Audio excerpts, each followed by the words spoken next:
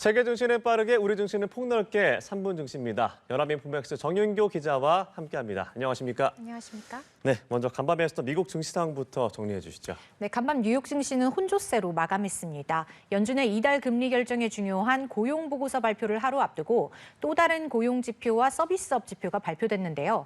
지표들이 서로 엇갈린 신호를 보내면서 시장의 관망세가 짙었던 영향입니다. 3대 지수 살펴보면 다우 지수는 전장보다 0.54% 하락했고요. S&P 500 지수는 전장 대비 0.3% 밀렸습니다. 나스닥 지수만 반등에 성공했는데요. 0.25% 상승했습니다. 미국 노동부의 8월 고용보고서 발표를 앞두고 시장의 경계심은 컸고요. 간밤에는 민간기관인 ADP의 고용보고서가 새로 나왔는데요. 수치가 안 좋게 나오면서 시장에 부정적인 영향을 줬습니다. 반면 서비스업 업황은 확장 국면을 이어간 것으로 나왔고요. 시장의 경기 침체 우려를 누그러뜨리는 데 도움을 줬습니다. 네, 간밤에 또 고용 지표가 나왔죠. 어떻게 나왔습니까? 네, ADP의 고용보고서에 따르면 민간 부문 고용은 8월에 전달보다 9만 9천 명 증가하는 데 그쳤습니다. 2021년 1월 이후 3년 반 만에 최저치고요. 시장 예상치인 14만 4천 명도 크게 밑돌았습니다. 다만 ADP가 내놓는 민간 기업 고용 지표는 미 정부가 집계하는 공식 지표와는 좀 차이가 있습니다. 정부 부문 고용이 빠져 있어서 정부 공식 통계를 예측하는 데는 좀 한계가 있고요.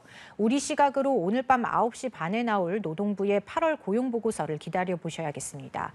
또 간밤에는 미국의 서비스업 업황을 가늠할 지표도 나왔는데요. 미국 공급관리자협회의 8월 서비스업 구매관리자 지수고요. 51.5로 나오면서 두 달 연속 확장세를 나타냈습니다. 앞서 발표된 8월 제조업 지수는 50을 밑돌면서 위축 국면을 이어갔었죠. 서비스업은 확장 국면을 유지하면서 경기 침체 우려를 일부 덜어냈고요. 이 지표가 발표되면서 밤사이 뉴욕 증시는 오름폭을 조금 확대했습니다. 네, 자 종목별로 흐름도 살펴보겠습니다. 최근에 많이 빠졌던 엔비디아 하락세를 멈췄네요. 네, 간밤 대형 기술주들은 대체로 강세를 보였습니다. 먼저 엔비디아는 최근에 주가 폭락을 딛고 소폭 상승하는 데 성공했고요. 전날 미국 법무부가 엔비디아의 반독점법 위반 혐의와 관련해서 소환장을 발부했다는 소식이 전해졌는데 젠슨 황 CEO가 소환장을 받은 일이 없다고 밝히면서입니다. 예. 테슬라는 5% 가까이 상승했고요. 내년 초 테슬라가 유럽과 중국에서 완전 자율주행 소프트웨어를 출시할 예정이라는 소식이 호재가 됐습니다. 또 아마존, 애플, 메타 플랫폼 주가도 소폭 올랐고요.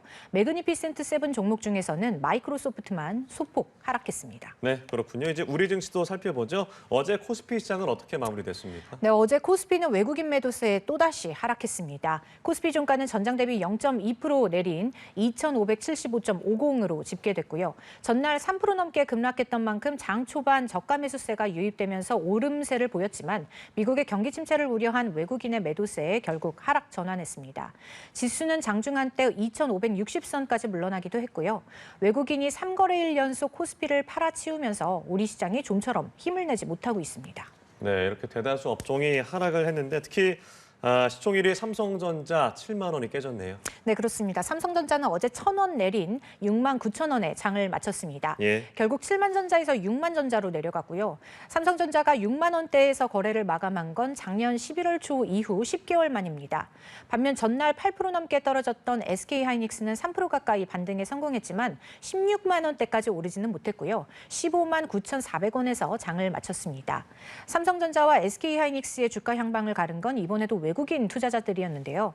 외국인은 코스피 종목 중에 삼성전자를 가장 많이 팔았고요. SK하이닉스는 가장 많이 사들였습니다. 네, 이런 가운데 강원랜드의 상승이 눈에 띕니다. 어떤 호재가 있었나요?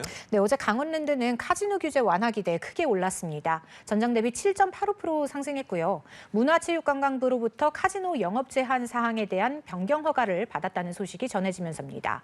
공시에 따르면 카지노 일반 영업장 허가 면적은 기존 14,512제곱미터에서 22,260제곱미터로 증가하고요. 게임 기구는 기존 1,560대에서 1,860대로 증가합니다.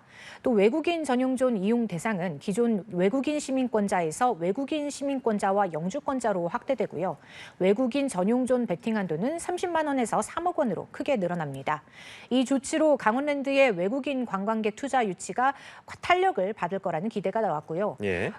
카지노 관련주인 롯데관광개발과 파라다이스, GKL도 모두 상승했습니다. 네, 알겠습니다. 오늘 말씀 여기까지 들어보겠습니다. 3분 증시 연합인포맥스 정윤교 기자와 함께했습니다. 고맙습니다. 감사합니다.